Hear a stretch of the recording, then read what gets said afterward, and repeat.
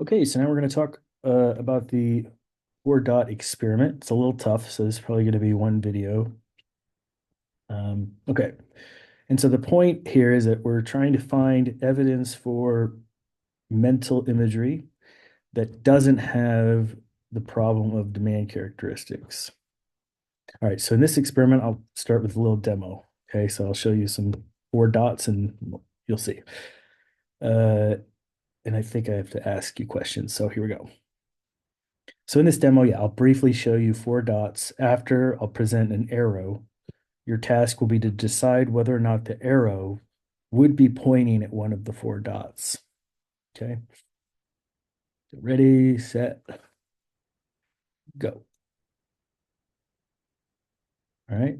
So the question is it pointing at a dot that was there or not? Try it again. Ready, set, go.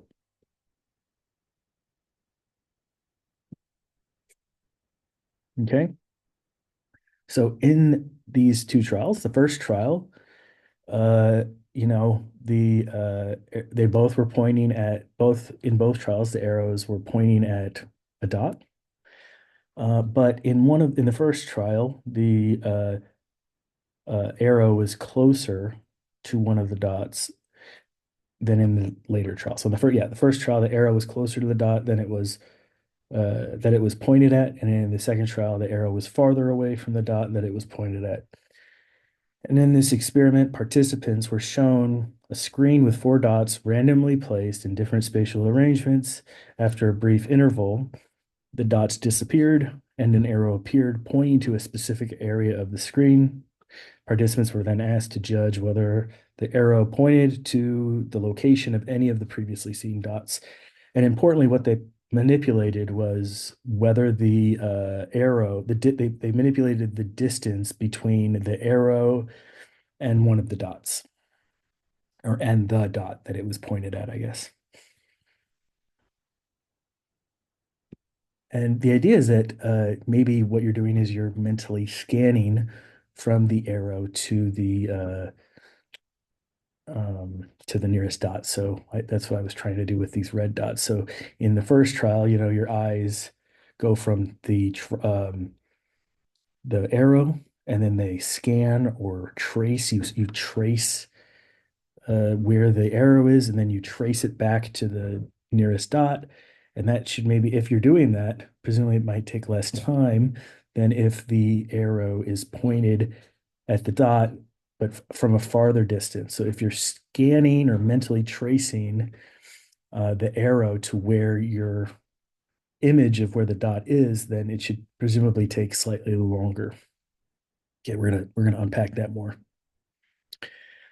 Okay, so the idea is you see the arrow, you see the dots, and then the dots go away, and then the arrow pops up, and you have to ask. And the question is, well, did you form an image, a mental image of the dots? And if you did you trace then the arrow to the dot? And so the idea was that one possible way to do this task is by creating a mental image of the arrangement of dots and then mentally tracing or scanning the distance between the arrow and one of the dots. Like, so of course, the only way to do this method is only possible if mental images exist, if you created a mental image of the dots. Um, so however, if participants were doing this, right? So if people were creating a mental image and then mentally scanning the distance from between the arrow and one of the dots, then it would take longer to verify whether or not an arrow was pointing at a dot when it was farther away from the dot than when it was closer. So if participants aren't relying on a mental image, then their reaction time should not systematically vary with distance. It shouldn't, it should have no effect. Distance should have no effect on verification time, right? So if reaction times increase with greater distances between the arrow and the nearest dot, it would imply that participants were mentally simulating the spatial relationship as if they were seeing the dots in their mind's eye and tracing the path. Importantly, though, participants weren't explicitly asked to memorize the locations of the dots or form mental images or to mentally scan from the arrow to the nearest dot, right? They weren't told that. But if they are doing that, we would expect their response time to increase with the distance between the arrow and the dot, right? And this would suggest that participants, if they did this and this happened, it would suggest that people can spontaneously create and use mental images to solve spatial tasks, indicating a more implicit form of mental imagery rather than an overt conscious process. Of course, if participants were told to do this, right, if people were told, hey, form an image and then trace the arrow to the dot, then you could always argue that this research might be due to demand characteristics, right? Because then people would just do what they think ought to happen if they were physically doing this task, right? And so they would just give you the data that they think should that would be in line with the perceived hypothesis of the experiment. Uh, However, because they weren't instructed to do this, the participants weren't instructed to do this, any sort of pattern wouldn't be due to, or it wouldn't be obvious at least, that that was due to demand characteristics. It would suggest that it was probably due to scanning, or at least that's the idea. And so, indeed, what they found was consistent with the idea that they were tracing from the arrow to the mental image of the dots, right?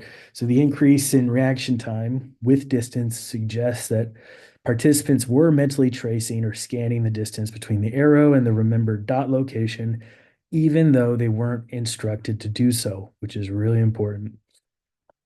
Fink and Pinker argued that this pattern implied that participants were using a spatial representation, effectively a mental image of the dots, and scanning this mental space to answer this question. So it's pretty strong support for scanning effects, and therefore pretty strong support for the idea of mental imagery. Okay, I'm going to talk about one more nice study that suggests that we do mental representations. Sorry, that we make mental imagery. And as far as I'm concerned, it's probably the best evidence out there that I know of, and it's also one of the best experiments ever in cognitive psychology / cognitive science. So, for what it's worth. All right, see you then.